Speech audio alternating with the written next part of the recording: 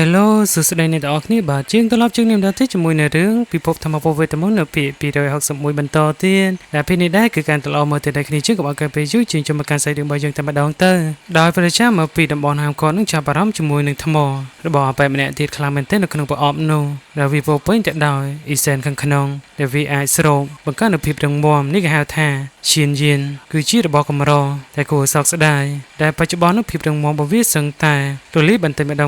ងអញ្ចឹងមានរបបពីរយ៉ាងថ្មមួយប្រភេទទៀតហើយនឹងឈៀនយានគឺវាស្ទើរតែផុតរលត់ទៅហើយនេះអាចជារបស់ចុងក្រោយនៅក្នុងពិភពមួយនេះមុនពេលដែលតាម៉ាជិតមកដល់តាម៉ាគឺគាត់សម្ដៅទៅលើថ្ងៃអវសាននៃសង្គ្រាមដ៏សាហាវបើសិនជាពួកគេមិនអាចក្លាយទៅជាអតិថិនោះទេពួកគេមិនអាចរស់នៅបានជារៀងរហូតនោះឡើយរងចាំតែសេចក្តីស្លាប់តែប៉ុណ្ណោះក៏ប៉ុន្តែក៏គ្មានផ្លូវដើម្បីឲ្យពួកគេក្លាយទៅជាទេពនោះដែរក៏ប៉ុន្តែបើសិនជាអ្នកវកាទាំងអស់នោះអាចប្រយុទ្ធប្រឆាំងជាមួយនឹងមេឃាបានស្វែងរកនៅការរស់រានដោយពឹងពាក់លើវិធីនៃការហ្វឹកហាត់របស់ពួកគេប្រកបជាអាចប្រឆាំងជាមួយនឹងមេឃាបានហើយដោយជាវិធីរបស់ស៊ីហាវជាដើមអញ្ចឹងតែម្នាក់ទៀតដូចជាមិនយល់ស្របជាមួយនឹងគំនិតច្បល់នេះទៅសោះហេតុអីបានជាមនុស្សនៅឯតំបន់ហាមឃាត់មិនចេញមកជួយមនុស្សនៅឯមេ9ផែនដី10អញ្ចឹងទោះបីជាដឹងថាពិភពនេះត្រូវរងនឹងការវាប្រហារយ៉ាងខ្លាំងក្លាក៏ដោយក៏តទៅវិញទៀតថាអាចជាអីហ៊ានមិនណែនាំជើងផងជើងគឺជាកញ្ចក់កំណាចដែលរស់នៅក្នុងតំបន់ហាមឃាត់មិនមែនមកពីមេ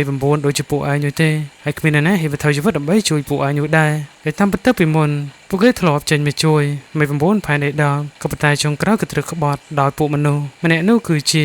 ចកភ្នែកសដែលត្រូវពួកមនុស្សពួកឯងលួចសម្លាប់តាំងពីពេលនោះមកគ្មាននរណាហ៊ានចេញមកជួយមេ9ផែនដីដល់ជារៀងរហូតម្ចាស់របស់ខ្លួននឹងធ្លាប់គណនាអំពីរឿងសម្ងាត់នៃពិភពមួយនេះផងដែរហើយពួកគេក៏បានដឹងនៅការពិតគ្មាននរណាហ៊ានចេញមកជួយនោះទេបើមិនដូច្នេះអាចជាត្រូវស្លាប់ទាំងអស់គ្នាស្លាប់ទាំងអ្នកជួយថែមទៀតផងអញ្ចឹងពួកគេក៏បានសួរអំពីរឿងសម្ងាត់ទាំងអស់នោះគឺជាអ្វីទៅក៏ប្រាប់ទៀតថាចុងបញ្ចប់នៃសម័យកាលនេះនឹងជិតមកដល់ហើយគឺការមកដល់នៃថ្ងៃងងឹតគឺជាការបោបង្ហូរឈាមពីពេញនៃពិភពទាំងមូលវាពាក់ព័ន្ធជាមួយនឹងបាបកម្មដែលមិនអាចរត់គេចបាននោះទេសាកសពនៅពីពេញដីប្រវត្តិសាស្ត្រត្រូវបានកាត់ផ្តាច់អ្នកចំនួនក្រោយលែងដឹងអំពីការពិតនៃពិភពមួយនេះស៊ីហាក៏ស៊ូបញ្ជាក់តែមានរឿងអ្វីកើតឡើងពិតប្រាកដគាត់បញ្ជាក់ថាគឺពេលនោះវាបានត្រឡប់មកវិញតាមរយៈពួកភាពដូចជាមនុស្សមកពីទឹកដីខាងក្រៅឬក៏បិសាចងងឹតអ្វីមួយយ៉ាងកំពុងតែវាប្រហាមទៅលើពួកគេសូម្បីតែជាទីទេក៏មិនហ៊ានទប់ទល់ផងតែគណៈពេលនោះក៏បានលេចចេញនៅអ្នកក្លាហានម្នាក់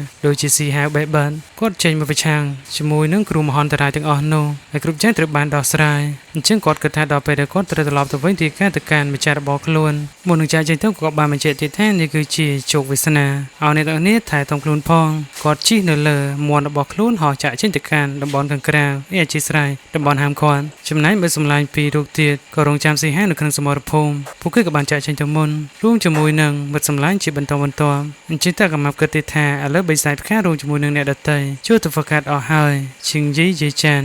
ក៏បង្កើតនៅក្រុមមួយថែមទៀតហើយគាត់ក៏ធន់ទ្រាំនៅវិធីជប់លៀងនេះផងដែរនៅសល់តែពួកយើង3នាក់នោះទេគួរទៅតែជប់លៀងនៅកន្លែងផ្សេងតែ3នាក់បានហើយជាងទៅក៏ទន្សាយទៅក៏បានប្រាប់ទៀតថាប្រតិចារនៅទីនេះបង្កើតក្រុមគឺវាមានសុវត្ថិភាពខ្លាំងណាស់តែទៅក៏ល្អមួយយ៉ាងដែរយើងទៅស៊ីផឹកទឹកផ្គររន្ទះហើយនឹងរៀបចំបន្លែខ្ញុំផងជាហៅដឹងតែពួកគេចង់ធ្វើអីហើយក៏បានមកដល់កន្លែងមួយអាំងនៅសាច់ចាំពិសេសជាមួយនឹងបន្លែយ៉ាងឆ្ងាញ់សម្រាប់ពួកគេរៀបចំឲ្យឈីលីនសផឹកនៅទឹកកូររន្ទះផងដែរស៊ីហាកំពុងតែរងចាំនឹងមនុស្សម្នាក់មកដល់ខណៈពេលនោះប្រជាធំក៏បានបង្ហាញខ្លួនគឺប្រជាមឹងស៊ីហាក៏ធ្វើការគោរពយ៉ាងគួរសមគាត់ក៏បានស្រូបនៅអាងកូររន្ទះចេញពីទ្រូងរបស់ស៊ីហាហើយគាត់ដឹងថាមានរបស់នៅក្នុងអាងកូររន្ទះគឺសម្ដៅទៅលើជីវិតនៃសត្វចម្លែកអាចជានិករាជដែលវាបានភ្ជាប់ទំនាក់ទំនងគ្នាអញ្ចឹងគាត់ត្រូវសម្អាតនៅជីវិតដែលនៅទីនោះជិះស៊ីហាតែចាំប្រផ្លេតគាត់ស្រូបនៅទឹកកូររន្ទះដើម្បីកុំឲ្យវាខ្ជិះខ្ជាយគាត់បញ្ចេញនៅចក្រានរបស់ខ្លួនស្រូបនៅទឹកនោះតែម្ដងស៊ីហាក៏បានបញ្ចូលនៅព្រលឹងនាគតូចមួយចូលទៅក្នុងនោះដើម្បីសាកល្បងមើលនាគនោះក៏ស្លាប់ភ្លាម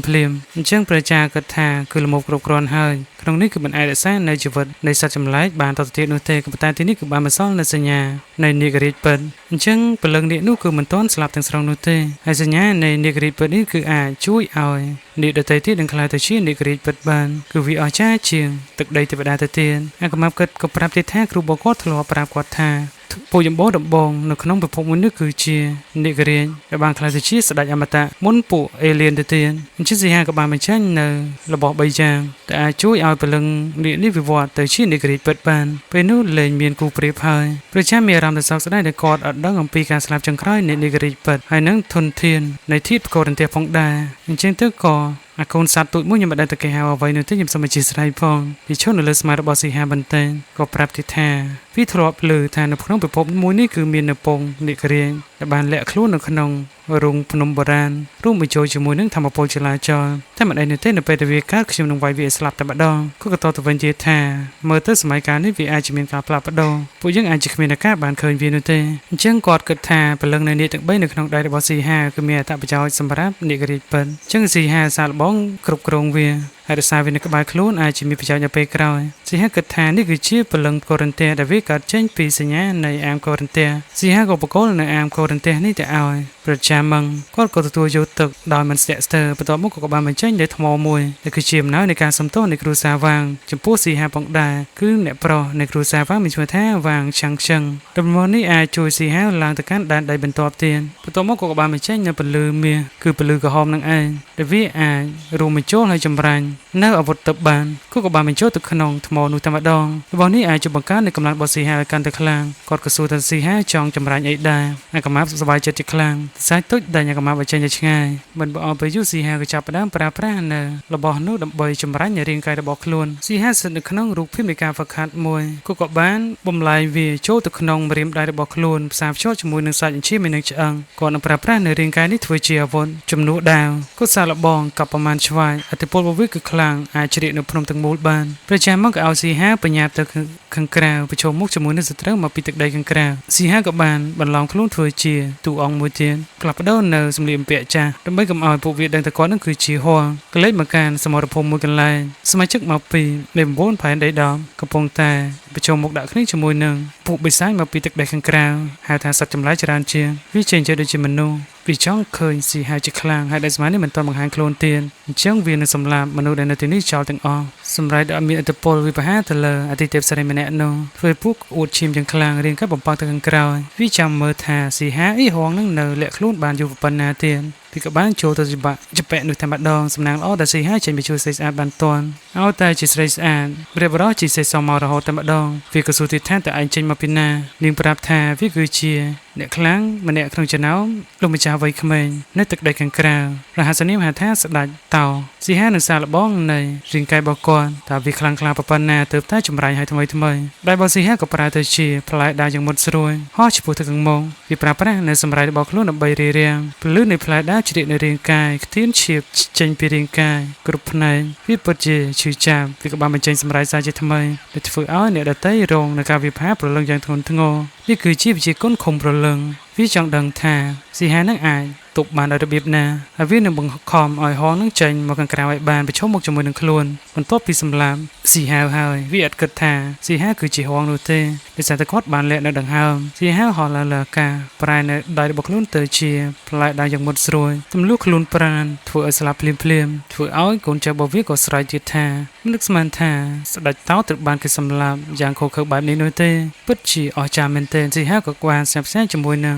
រាងកាយរបស់គាត់ផងដែរបន្ទាប់ពីចម្រាញ់ជាមួយនឹងពលឺក្រហមស៊ីហាក៏ចាប់ផ្ដើមចាត់ការទៅលើអាចអចាមដែលនៅសេសសល់ប្រើប្រាស់នៅរាងកាយរបស់ខ្លួនដដែលអញ្ចឹងវាស៊ីនៅធម្មពលរបស់គាត់រៀនច្រើនគួរសមដូច្នេះក៏មិនអាចវិជាពេកបានយូរនោះទេក៏បញ្ញាបផ្ដាច់យកជីវិតរបស់វាម្ដងម្នាក់ខណៈពេលនោះក៏ច្រកលំហមួយក៏បានបើកឡើងសត្វចម្លែកមួយក្បាលទឹកបង្ហាញខ្លួនដូចជាកដោមហើយមួយក្បាលទៀតសរុបនៅធម្មពលពណ៌ក្រហមឈាមរាងកាយដូចជាថ្មវាក៏ស្រែកសួរទៀតថាតើហងនៅឯណាពួកនេះឲ្យតែចេញមកភ្លាមស្រែករកហងមុនគេស៊ីហាមិននិយាយច្រើនលើកនៅដៃរបស់គាត់កុំតិចនៃរាងកាយចោលក្នុងពេលមួយរំពេញអាកដោមួយក្បាលនោះក៏បានចូលមកតាមក្រោយត្រូវគាត់កាត់ដាច់តែម្ខាងនិងជើងរួមជាមួយនឹងផ្នែកនៃរាងកាយទាំងមូលហើយក៏បានឈ្មោះទៅរកអបិសាចពីក្បាលទៀនមានភ្នែកតែមួយក្រុមក៏ត្រូវស៊ីហាសម្រាប់ចោលទាំងអស់ហើយក៏បានសួរទៅកាន់អាចចាំនៅសេសសល់តែណាចង់ធ្វើជាស្ដេចទៀនចាប់ចេញមកពួកនេះគឺជាមនុស្សមកពីទឹកដីខាងក្រៅមានជើងខ្លាំងម្នាក់ទៀតដែលអង្គុយនៅលើបល្ល័ង្កវាក៏បានបញ្ជានៅកូនចៅរបស់វាឲ្យទៅសម្លាប់ហងសម្លាប់មនុស្សទាំងអស់នោះចោលកូនចៅរបស់វាសុទ្ធតែជាសត្វចម្លែកទាំងអស់មានខ្លះមានរាងដូចជារុក្ខជាតិហើយម្នាក់ទៀតមានរាងដូចជាមេតមមកកាន់ផ្នែកមួយទៀតពួកគេសុទ្ធតែជាមនុស្សមកពីមេ9ផែនដី10ទាំងអស់សុទ្ធតែបានស្លាប់គោជើងគ្នា ព្រះចាពីរូបរបបយ៉ាងធន់ធ្ងរប្រឈមមុខជាមួយនឹងមនុស្សមកពីទឹកដីខាងក្រៅដែលពួកគេបានសម្លាប់នៅមនុស្សមកពីទឹកដីខាងក្រៅឲ្យជាច្រើនទោះបីជាពួកគេស្លាប់ពេលនេះក៏ពួកគេមិនសោកស្ដាយនោះដែរពួកគេមិនបានចាញ់នោះទេគឺចាស់នោះក៏បញ្ជាក់ទៀតថាពួកឯងពិតជាក្បាលរឹងពិតមែនបើមិនចង់ធ្វើជាទីស្គាល់របស់យើងឲ្យពួកឯងកប់នៅទីនេះតែម្ដងក៏បានលានៅបាតដៃវាយទៅខាងមុខទាំងពីរបញ្ចេញនូវធម៌ពលព្រមគ្នាដើម្បីរារាំងបង្កើតជាខែលយ៉ាងធំមួយហើយក៏គ្មាននរណាចេញមកជួយឯងបានដែរខណៈពេលនោះខែលនោះក៏បានបែកដៃឈ្មោះទៅរកពួកគេស៊ីហាក៏បានចេញមកល្មមកាប់មួយឆ្វែករំលាយនៅរាងកាយរបស់វាចោលក្នុងពេលនោះមួយរំពេញធ្វើឲ្យប្រជាទាំងពីរភ្ញាក់អាចខ្លាំងហេតុអីក៏សហរតនៈនេះនោះមកពីទឹកដីខាងក្រៅគឺអបេអូក៏បានបង្ហាញខ្លួនជាមួយនឹងកំបិតនៅក្នុងដៃវាចង់ស្គាល់ឈ្មោះរបស់ស៊ីហាព្រោះថាកំបិតរបស់វាគឺមិនអាចសម្លាប់អ្នកណាដែលមិនមានឈ្មោះនោះទេស៊ីហាក៏បានវិបកវិញកំទេចនៅស្នៀតនៃផ្លែដាវវាចោលក្នុងពេលនោះមួយរំពេញវាក៏បានកោតសរសើរថាស៊ីហាអាចស្លាប់នៅក្រោមផ្លែដាវវាបានសមត្ថភាពគ្រាន់បើវានិយាយបដាគឺវាចង់ជួបជាមួយនឹងហងម្ដងហងក៏តទៅវិញទៀតថាក្រែឯងធ្លាប់ចាញ់ក្រោមដៃរបស់ហងម្ដងហើយមែនទេជាងទៅក៏គ្នារបស់វាក៏បានសាច់ចំអកវាពិតជាខឹងនៅស៊ីហាជាខ្លាំងដែលពួកវាមិនទាន់ស្គាល់ស៊ីហានោះទេដល់ពេលនោះក៏សត្វចម្លែកមួយក្បាលទៀតមានដូចជារុក្ខជាតិក៏ប្រាប់ទៀតថាប្រាដហងបញ្ញាប់សម្លែកវាចោលទៅស្វែងរកហងសម្លាប់ប្រុងគ្នាដើម្បីស្វែងរកក្រេឌីតប្រជានៅខាងក្រៅរួមជាមួយនឹងប្រជាលេវប្រាប់ទៅកាន់ស៊ីហាទៀតថាឲ្យបញ្ញាប់រត់គេចខ្លួនទៅគុំដោយសារតែគាត់ទៅចោលសំនៅទីនោះព្រោះថាស៊ីហាគឺជាក្តីសង្ឃឹមនៃប្រភពរបស់ខ្លួនតែស៊ីហាមិនរត់ទៅណានោះទេគាត់នៅទីនេះដើម្បីសម្លាប់ចោលនៅស្ដេចវ័យក្មេងទាំង10ក្បាលតែគូសរសើរសាច់រឿងរបស់យើងក៏ស្លេតតែប៉ុណ្ណេះ